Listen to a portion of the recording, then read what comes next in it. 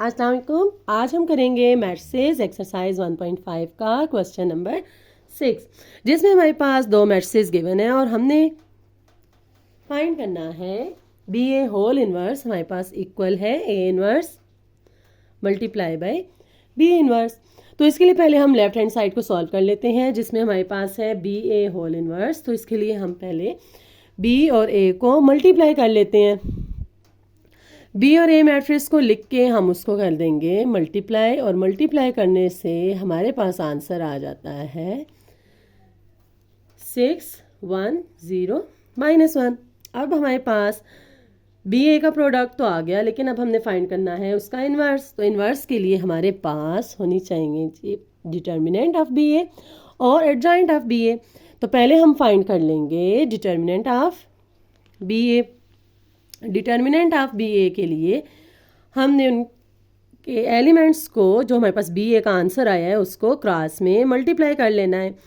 और मल्टीप्लाई करने के बाद प्रोडक्ट्स को हमने कर लेना है माइनस। और यहाँ पे हमारे पास एक वैल्यू आ गई थी 0 और दूसरी हमारे पास -6, तो हमारे पास आंसर है -6।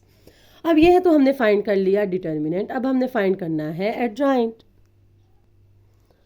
एडजॉइंट के लिए हमने फर्स्ट और फोर्थ एलिमेंट की जगह चेंज करनी होती है, यानी ये दोनों एक दूसरे के साथ एक्सचेंज हो जाएंगे। और जो हमारे पास दूसरे दो एलिमेंट हैं, सेकंड और थर्ड वाले, उनके साइन चेंज करने होते हैं।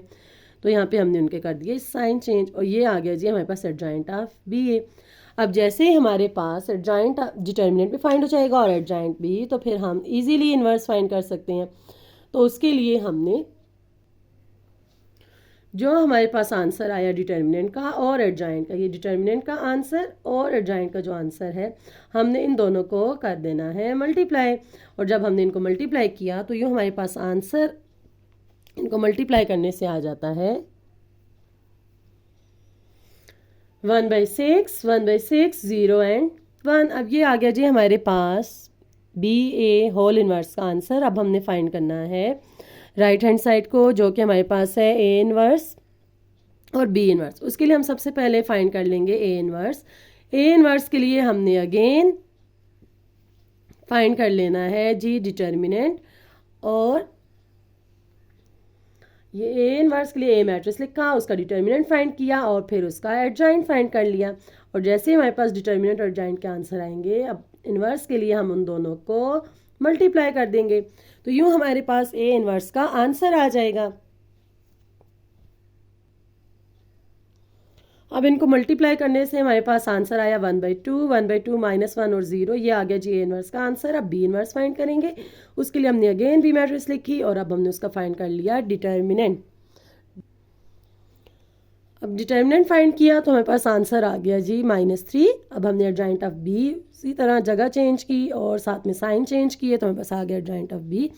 जैसे ही हमारे पास डिटर्मिनेंट और एडजॉइंट आएगा, अब हमने उनको कर देना है मल्टीप्लाई, और यूँ हमारे पास बी इनवर्स का आंसर आ गया 0 1 -2/3 और 1/3।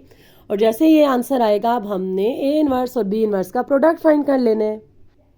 अब हमने इनको मल्टीप्लाई किया और यूँ हमारे पास ए इनवर्स और बी इनवर्स को मल्टीप्लाई करने से आ गया जी 1/6 1/6 0 -1। अब हमारे पास लेफ्ट हैंड साइड का आंसर भी जो था वो यही एलिमेंट्स आए थे और राइट हैंड साइड के भी यही हैं, तो दोनों के आंसर सेम है। तो हम लिख देंगे hence prove that B A whole inverse हमारे पास इक्वल है A product of A inverse and B inverse के।